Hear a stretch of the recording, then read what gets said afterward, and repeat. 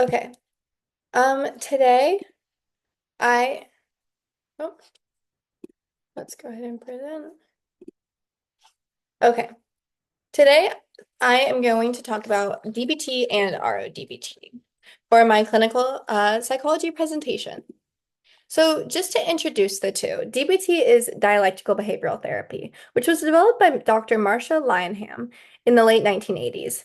Dialectical behavioral therapy is an evidence-based treatment which combines aspects of cognitive behavioral therapy and the humanistic approach. It is a talk-based therapy which specializes in care for individuals with borderline personality disorder, suicidal ideation, and/or self-harm tendencies.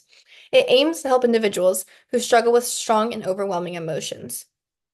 RODBT, on the other hand, stands for Radically Open Dialectical Behavioral Therapy, which aims to help individuals who struggle with excessive control. Um, this excessive maladaptive over control can cause disconnect and also lead to mental disorders such as anorexia, OCD, and chronic depression. It is the first treatment to prioritize social signaling as the primary mechanism of change and focuses on the individual's communication and social skills. So first, just to start with, dialectics. Dialectics, which is included in both DBT and RODBT, is the idea essentially um, of holding two things to be true at the same time, acceptance and change. For example, a really common phrase in DBT at least is, I am doing my best and I need to do better. Holding both of these true acknowledges both the fact you're acknowledging you are working really hard and you're giving yourself grace for that, and at the same time, it's true that you need to work harder. Holding these things to be true and recognizing that they're not mutually exclusive is a big part of DBT and RODBT. So DBT deals with overwhelming emotions and aims to reduce the 5 areas of emotional dysregulation.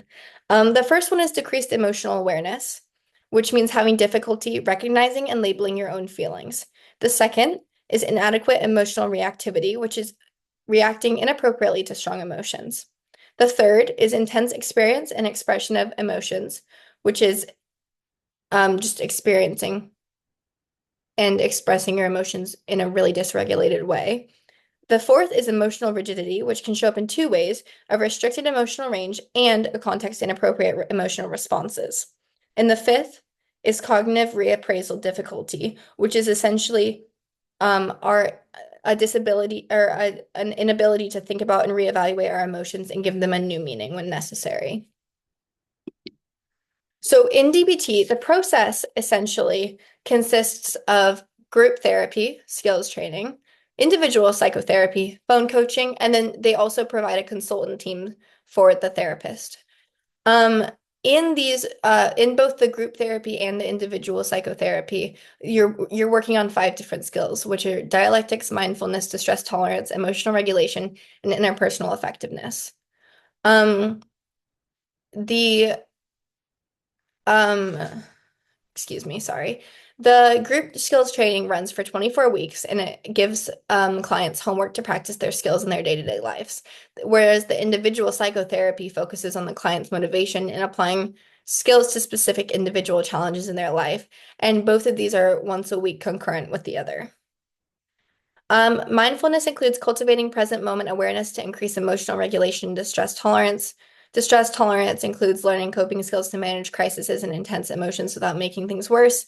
Emotional regulations includes developing strategies to identify, understand, and modulate emotions effectively. And then interpersonal effectiveness includes enhancing communication skills, setting boundaries, and navigating relationships. So in DBT, one of the topics you talk about a lot is the idea of wise mind. Wise mind essentially is when the wisdom within each person is present in the mind. The two other sorts of, so you have essentially over here you have it's sort of a dialectics. You have emotion mind, you have reasonable mind. Emotion mind is hot. Emotion mind is mood dependent and emotion focused. When you're in emotion mind, you're ruled by your feelings, moods, and urges to do or say things. When you're in reason mind, you're ruled by facts, reason, logic, and pragmatics. Values and feelings are not important. But wise mind is the center. It's the meeting place of the two different minds. And it's the middle path, which is another topic that you talk about a lot in DBT. Okay. And when you do DBT, you get uh, a workbook. I don't know if you can see it, but pretty cool. Okay.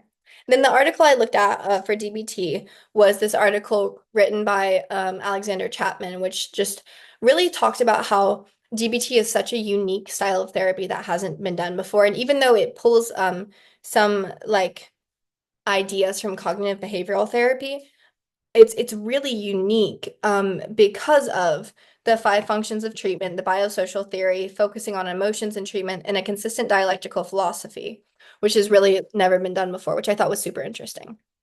Okay, so for RODBT, um, it works on assisting patients who struggle with over control. Now, over control is characterized by four core deficits, which include low receptivity and openness, which is manifested by low openness to novel, unexpected, or disconfirming feedback, avoidance of uncertainty or unplanned risks, and suspiciousness.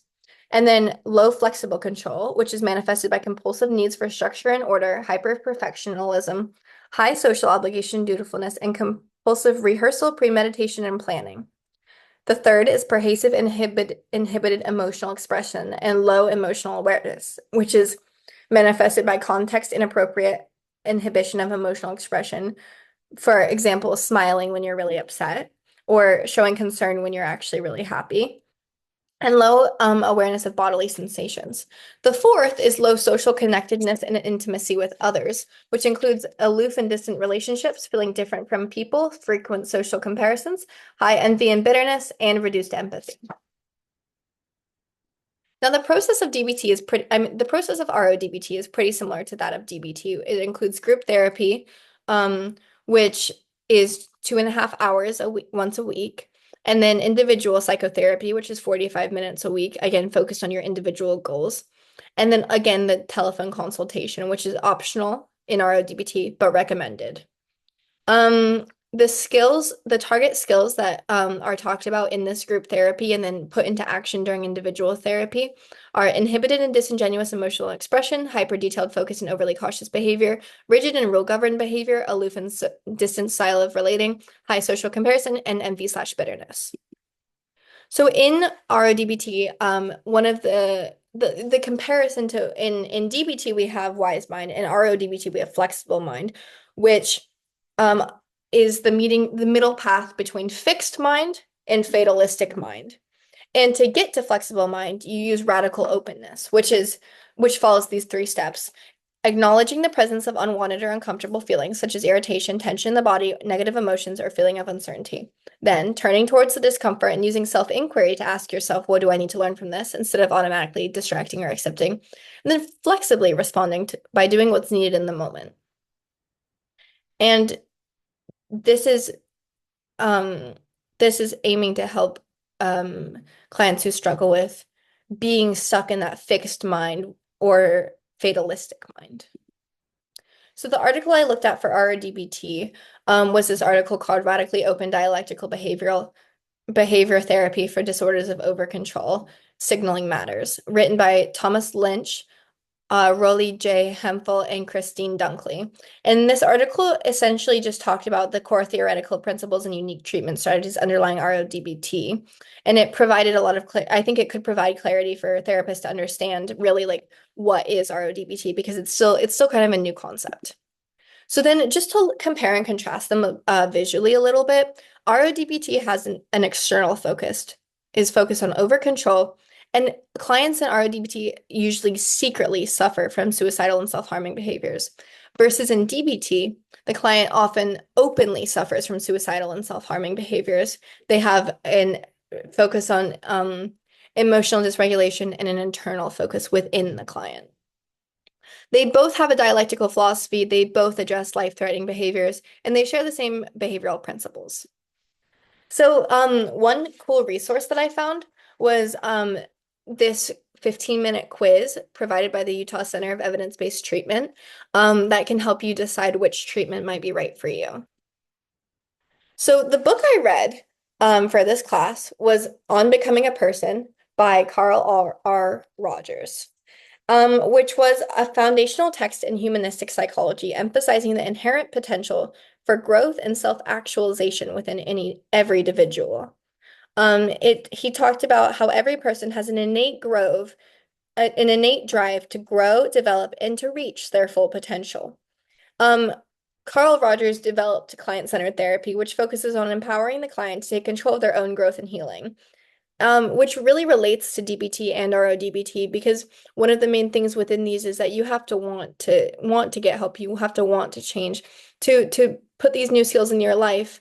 You have to choose to do this. And the therapist, one of the really important things that we've been talking about in clinical psychology is the relationship between the therapist and the client. And something really important in DBT that I learned was you have to have a good relationship with your therapist. You have to be able to be honest with them and you have to be able to trust them.